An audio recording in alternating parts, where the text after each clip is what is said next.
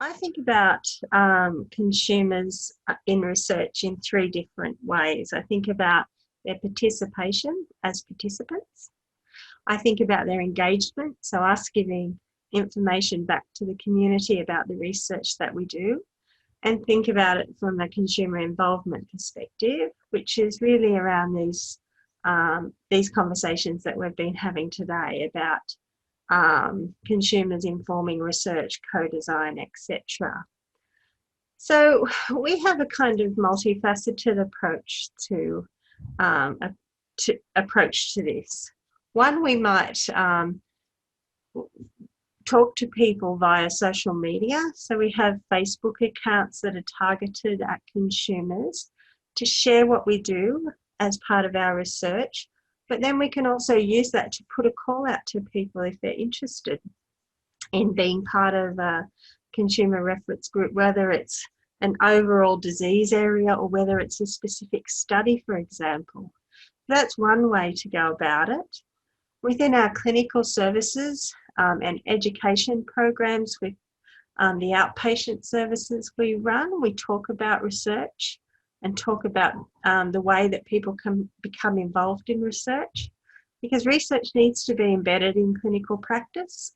We need to embed it from the perspective of clinicians, but also from the patient's kind of expectation as well.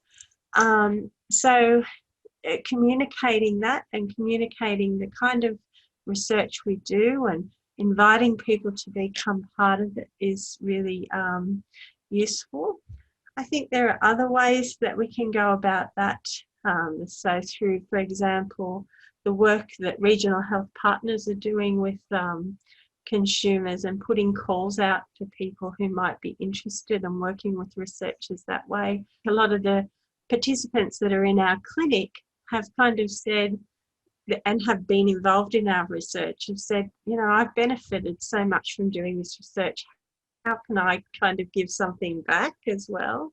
So I think there is an advantage if you've got a clinical connection where you can see people who are coming in for a particular treatment, and but there are other ways that people are interested in being part of this, and invitations through social media might be one way to do that.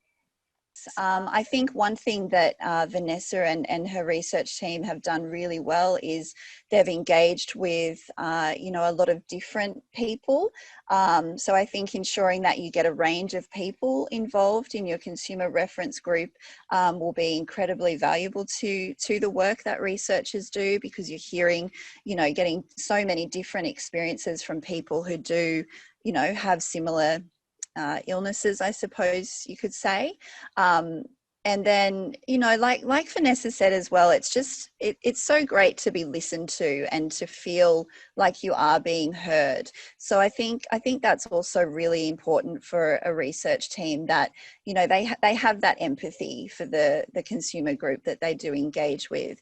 Listening with empathy and interest, and, there's a real sense of sincerity with the research team that my reference group work with. And so I just think approaching it in that manner is really, really important as well, I think.